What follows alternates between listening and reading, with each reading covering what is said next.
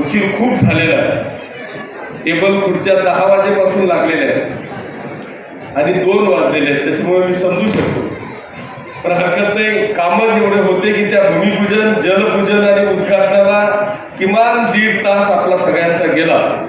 एवढे कामं होते आणि म्हणून आपल्याला थोडासा उशीर झाला. पण तरी सुद्धा या सगळ्या कामांचं भूमिपूजन, जलपूजन आणि उद्घाटन आपल्या सगळ्यांच्या साक्षीने झालं असं मी या ठिकाणी जाहीर करतो. आज आनंद झाला की या छोट्याशा गावामध्ये जवळपास 4-5 करोड रुपयाची कामं आपण या ठिकाणी केली. मग त्याच्यात पाणी आहे, रस्ता आहे, पिण्याचं पाणी आहे, अशा अनेक विकास कामांचे भूमिपूजन, लोकार्पण आपण केलं. ती छोटीशी फरची आहे, तो रस्ता आपला जुना बाबरूड वडगाव रस्ता, त्या 40 लाख रुपयाच्या फरचीचंही आपण भूमिपूजन केलं. परंतु मला सगळ्यात जास्त कुठला आवडला असेल तर ते आपल्या जलपूजनाचा कार्यक्रम मला आवडला. याचं कारण असं आहे की ही गिरनार खडी मला चांगली माहिती आहे. इथून तर थेट अंतुर्लीपर्यंत. सर, तुम्ही जरी अंदमान निकोबार म्हटले तरी परमेश्वराची देण अशी आहे की तुम्ही सगळे गोड पाण्यात आहे आणि आम्ही सगळे खाऱ्या पाण्यात आहे. तुम्ही जर का इकडच्या खडीवर कुठेही खोदली तर इथं खारं पाणी लागतं आणि तुमच्याकडे गेलं की गोड पाणी लागतं.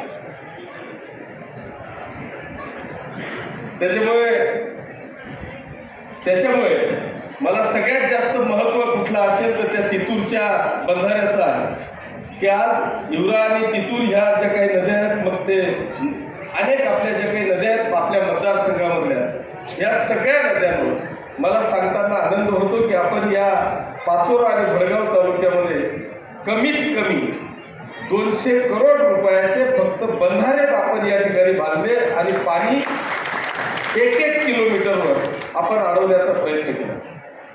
आमचे सरपंच आहेत, आमचे मित्र नाना माजी सरपंच, त्यांना इतका आनंद झाला. जलपूजनला गेलो, 10 एकर जमीन त्यांची त्या ठिकाणी. आज मी आपल्याला खात्रीने सांगतो की उद्या गिरणेला पाणी येऊ का नको येऊ, पण त्या बंधाऱ्यामुळे त्या तिथून 5 किलोमीटरला त्याचं बॅकवॉटर गेलेलं आहे. 5 किलोमीटर पर्यंतच्या दोघी खेडीतले जेवढेही शेतकरी असतील ते 100% बागायतदार होतील याची मला 100% खात्री आहे. कारण बांधवांनो, या संदर्भामध्ये मी जेवढेही या पाचोरा आणि भडगाव तालुक्यातल्या जेवढेही नद्या, मग आग्नावती असेल, गवळा असेल, युरा असेल, तितूर असेल, या सगळ्या नद्यांमध्ये आपण 100% 1 किलोमीटरवर बंधारा बांधण्याचा प्रयत्न केला. आणि आज अनेक गावं अशी आहेत की ज्या गावांनी, मी आता अशी अनेक उदाहरणं सुद्धा तुम्हाला देऊ शकतो. मी आता परवा खाजोळ्याला आम्ही जलपूजन केलं आणि ते जलपूजन केल्यानंतर तिथल्या शेतकऱ्यांनी माझे मनापासून आभार मानले. त्यांनी सांगितलं की आम्ही अनेक वर्षापासून ज्या विहिरीचा पाण्याचा थेंब आम्ही पाहिलेला नव्हता, कायम तळ दिसत होता, आज तीच विहिरीवर आम्ही फळबागायतदार झालेलो आहोत. आज आमच्या विहिरीचा तळ तिथं दिसत नाही, इतकी चांगली व्यवस्था त्या पाण्यामुळे त्या ठिकाणी झाली. असे अनेक गाव आहेत की ज्यांचे मी आपल्याला एक उदाहरण देऊ शकतो. मला महत्व मी याच्यासाठी सांगितलं, अर्थात प्रत्येक काम गरजेचं आहे, प्रत्येक व्यवस्था आपल्याला असणं गरजेचीच आहे. परंतु बांधवांना आमचा खरा धंदा जो काय, खरा व्यवसाय जो काय, तो आमचा शेती आहे. आणि शेतीमध्ये जर आमच्याजवळ 2 गोष्टी असतील, एक वीज आणि एक पाणी, तर आम्ही कुठेही कमी पडू शकत नाही. ही वस्तुस्थिती आहे.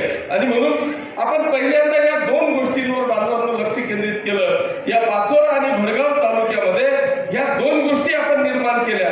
एक म्हणजे पाण्याची व्यवस्था केली आणि दुसरी म्हणजे विजेची निर्मिती करण्याचं काम आपण या ठिकाणी केलं.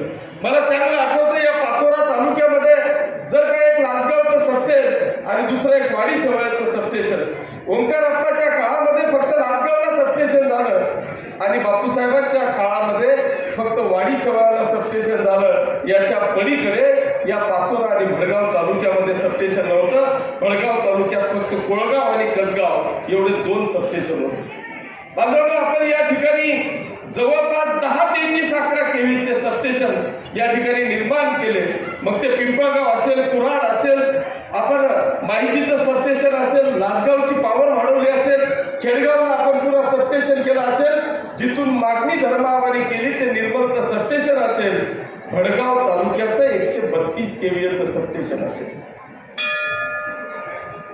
कदाचित भारतीय जनता पक्षाचे बावनकुळे साहेब परवाच्या दिवशी आले आणि त्यांनी आपल्या कार्यकर्त्यांचा फॉर्म वाढवण्यासाठी काही खोटंही बोलू.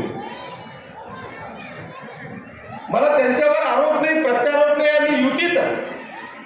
पण बावनकुळे साहेबांना मी आठवण करून देऊ इच्छितो की बावनकुळे साहेब जेव्हा ह्या ऊर्जा मंत्री या राज्याचे 2014 पासून तर 19 पर्यंत होते, ते ऊर्जा मंत्री असताना त्या काळामध्ये अधिवेशन चालू असताना ह्या आमदारांनी, ह्या तुमच्या किशोरप्पा पाटलांनी ऐन अधिवेशनामध्ये आंदोलन पुकारलं, पायऱ्यांवर बसलो आणि पायऱ्यांवर बसून सांगितलं की या महाराष्ट्रातला भडगाव तालुका हा एक असाच तालुका आहे की ज्याच्यामध्ये 132 केव्हीएचं सबस्टेशन नाही. तिथं येणारी जी वीज आहे ती पाचोऱ्यातून 30% येते, ती पारोळ्याहून 30% येते आणि 40गावहून 40% येते. असा दुर्दैवी असलेला तालुका कुठला असेल तर तो भडगाव तालुका आहे. आणि म्हणून जोपर्यंत या भडगाव तालुक्याला 132 केव्हीएचं सबस्टेशन निर्माण होत नाही तोपर्यंत हा आमदार आपलं आंदोलन मागे घेणार नाही.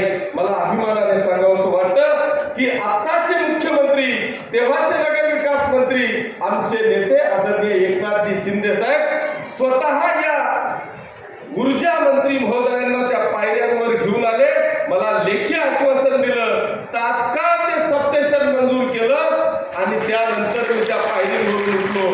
परंतु दुर्दैवाने ज्याचा त्या काळामध्ये राजकीय जन्म सुद्धा झालेला नव्हता त्याचं त्यांनी सांगितलं की हा येऊन 500 चक्रा मारल्या आणि या कोटलीचं सबस्टेशन मी मंजूर केलं.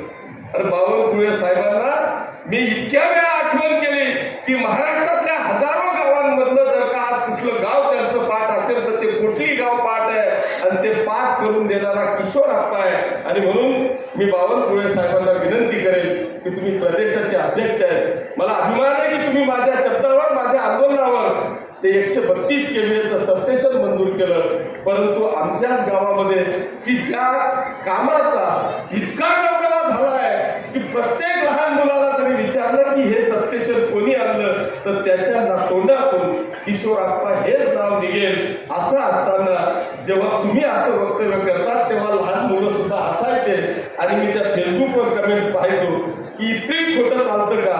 आणि म्हणून माझी आदरणीय बावनकुळे साहेबांना विनंती आहे की आपण ठीक आहे, कार्यकर्त्यांना उचलायचं असतं, त्यांना मान सन्मान द्यायचा असतो, पण एकदमच खोटं बोललं तर ते मान सन्मान देण्यापेक्षा अपमानापेक्षा जास्त होतं. आणि म्हणून तेवढी एक काळजी जर का आपण घेतली, माझं तर हे म्हणणं आहे की तुम्ही हे दुकानच बंद झालं होतं,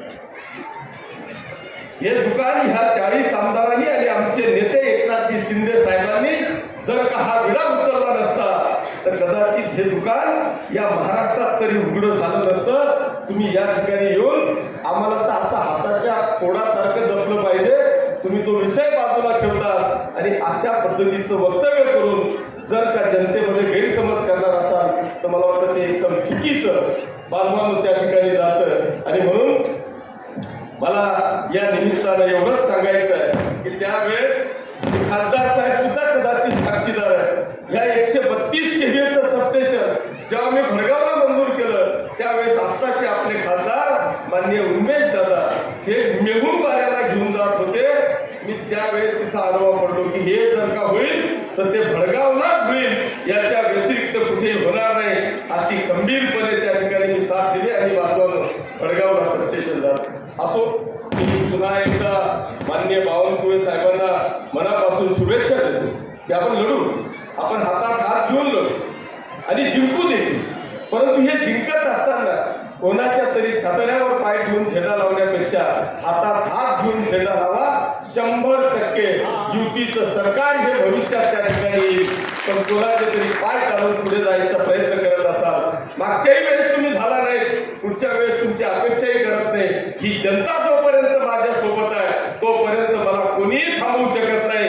आणि जे स्वप्न रावसाहेब पाटलांनी पाहिलेलं आहे ते स्वप्न आज महादेवाच्या मंदिरावर आपण ते कदाचित त्यांच्या आशीर्वादाने, त्यांच्या शुभेच्छांनी ते देखील देखील पूर्ण होईल. परंतु मला कदाचित बांधवांनो मी असा पहिला आमदार जेव्हा तर हे सगळं चाललं होतं त्याच वेळेस मी आदरणीय गुलाब भाऊंना पहिलं वर्ष होतं मी त्यावेळेस आदरणीय उद्धवजी नेते होते आणि त्यावेळेस हा पहिला आमदार कदाचित महाराष्ट्रातला असेल की मी उद्धवजींना पत्र दिलं की या जळगाव जिल्ह्याची संघटना वाचवायची असेल तर तुम्हाला कुठेतरी गुलाबराव पाटील साहेबांना मंत्रीपद द्यावं लागेल असं लेखी देणारा पत्र देणारा कदाचित महाराष्ट्रातला पहिला मंत्री असेल. आजही लोकांच्या मनामध्ये इच्छा होती की या 40 आमदारांमधला सगळ्यात जवळचा आमदार कोण असेल तर ते किशोरप्पा आहे, माननीय मुख्यमंत्री महोदयांच्या जवळचा आहे.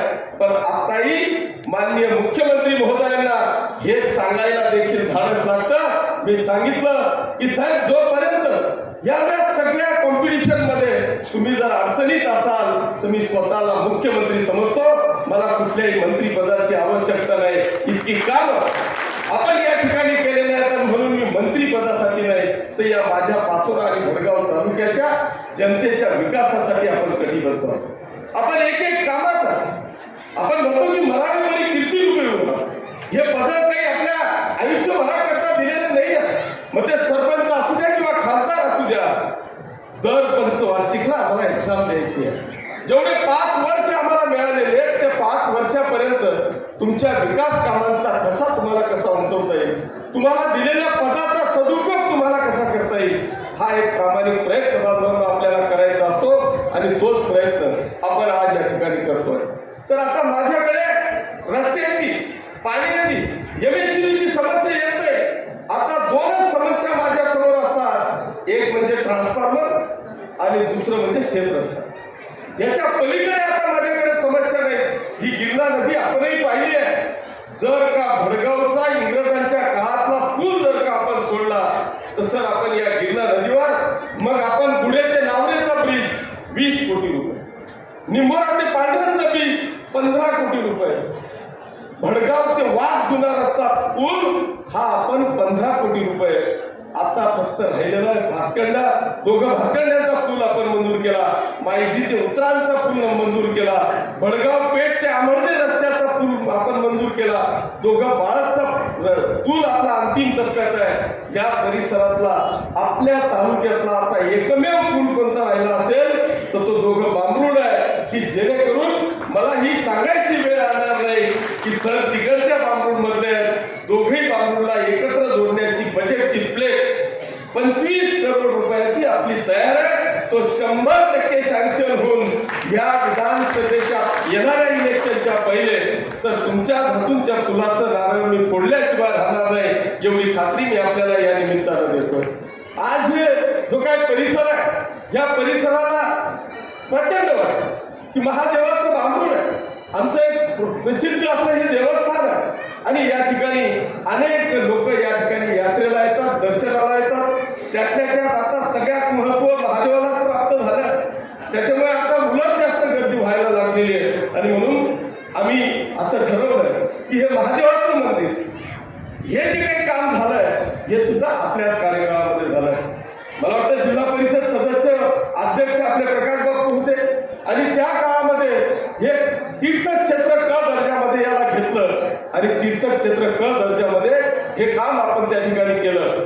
त्यामुळेवर आपण थांबलो नाही तर जी काकासाहेबांनी जी अपेक्षा व्यक्त केली की आपण हे जे मंदिर आहे हा परिसर आहे एकदम प्रसन्न वातावरण आहे, पुढे आपण याला ब्रिज करणार आहोत, इथं पाणी देखील साधणार आहे, इथं बंधारा आपला येणार आहे आणि या बंधाऱ्यामध्ये निश्चितपणे आपल्याला पर्यटनामध्ये घेऊन हा संपूर्ण परिसर एक चांगल्या पद्धतीचा डेव्हलप करून फक्त बांबरूडच नाही तर या परिसरातून येणारा प्रत्येक माणूस या ठिकाणी येऊन समाधानी कुठेतरी मी तीर्थक्षेत्रावर आलो, पर्यटनासाठी आलो असं एक चांगल्या पद्धतीचं निश्चितपणे त्याला वाटेल असं एक चांगलं काम आपण या ठिकाणी करू.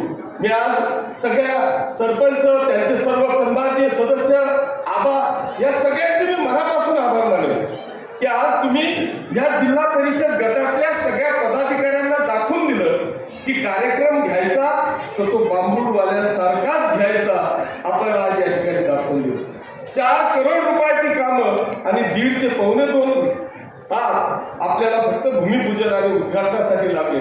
मी येणाऱ्या इथं असलेल्या सगळ्या पदाधिकाऱ्यांना या निमित्तानं विनंती करेन की तुम्ही जे काही काम केलेलं आहे, तुम्ही आज जर का पाहिलं तर मला वाटतं पाचोरा आणि भडगाव तालुक्यातला सगळ्यात जास्त लीड देणारा कुठला जिल्हा परिषद गट असेल साहेब, तर तो लोहटार लोहारी गट आहे. हे तुम्हाला सांगतो, मी नगरदेवा गटाला सांगतोय. त्यांनी तुमचे आभार मानले, पण मी आपल्याला या निमित्तानं विनंती करणार की हा झेडपी गट आतापर्यंत 1 नंबर राहिलेला आहे, भविष्यात देखील 1 नंबर कसा राहील याची काळजी बाजूला तुम्हाला आम्हाला सगळ्यांना घ्यायची. आज प्रत्येक गावामध्ये म्हणजे जी काय परिस्थिती आहे, प्रत्येक कार्यकर्ता आजही मला अभिमानाने सांगावं असं वाटतं की एक बोटावर मोजणे इतके 2-4 जण जर का सोडले तर शिवसेनेचा प्रत्येक कार्यकर्ता हा आपल्याशी जुडलेला आहे, शिवसेनेशी जुडलेला आहे. याच्यानंतरचं हे संपूर्ण इलेक्शन बांधवांनो या ठिकाणी आहे. प्रत्येक इलेक्शन मध्ये आपल्याला सगळ्यांना ज्या पद्धतीने जिबुनी सांगितलं की इथे भडगाव शेतकी संघावर शिवसेनेचा झेंडा आहे, पाचोरा मार्केट कमिटीवर आपले शिवसेनेचे सभापती उपसभापती आहेत. आता भविष्यात सुद्धा जिल्हा परिषद असू द्या, पंचायत समिती असू द्या किंवा नगरपालिका असू द्या, या प्रत्येक ठिकाणी शिवसेना आणि शिवसेनाच कशी राहील याचा विचार बांधवांनो आपल्याला त्या ठिकाणी करायचे. आणि म्हणून आज जे काय पूर्ण गटातल्या पदाधिकाऱ्यांना बोलवण्याचंच कारण आहे. आज आपण अनेक कार्यकर्त्यांच्या पदाधिकारी म्हणून नियुक्त्या केल्या.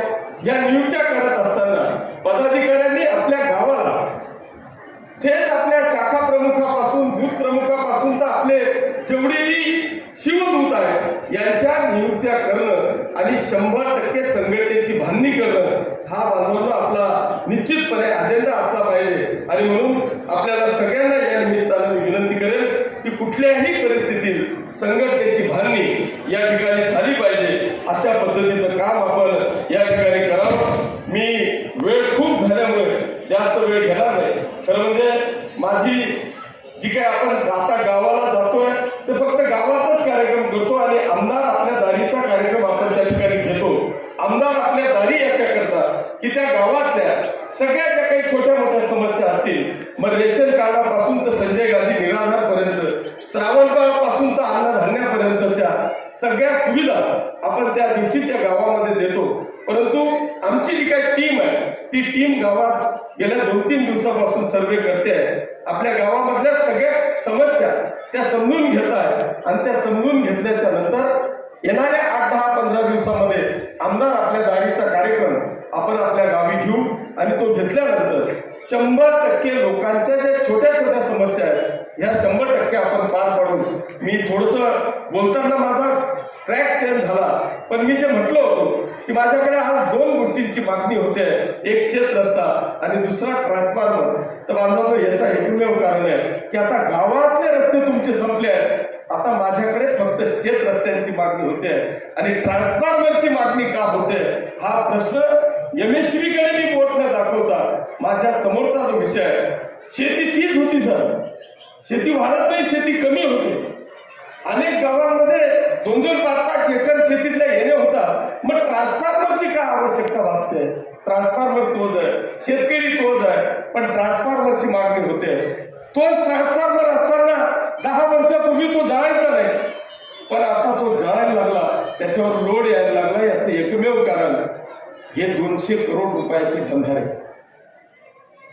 तुमचा प्रत्येक नाल्यातला शेतातला येणारा प्रत्येक थेंब आम्ही अडवला. प्रत्येक नदीवर आपण 1-1 किलोमीटरवर बांध काढले आणि तुमची भूजल पातळी वाढवली, तुमच्या विहिरीच्या पाण्याची पातळी वाढली. आता प्रत्येक माणूस ज्याची 5 मोटर होती तो 7.5ची लावायला लागला.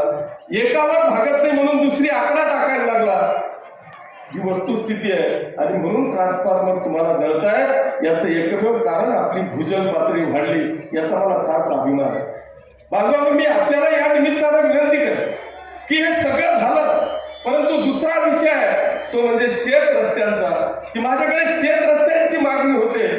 100 किलोमीटरचे रस्ते मी 8 महिन्यापासून मंजूर करून ठेवले. शासन आपल्या दारीचा कार्यक्रम झाला, माननीय मुख्यमंत्री महोदयांच्याकडून हस्ते मी वर्क ऑर्डर देखील वाटप केल्या, पण आमचा शेत रस्ता आजही एकही रस्ता चालू झाला नाही. याला मी जबाबदार. शेत रस्त्यात पाहिजे पण अशी जागाही जायला नको. ही जी तुमची मानसिकता ही कुठेतरी तुम्हाला बदलावी लागणार आहे.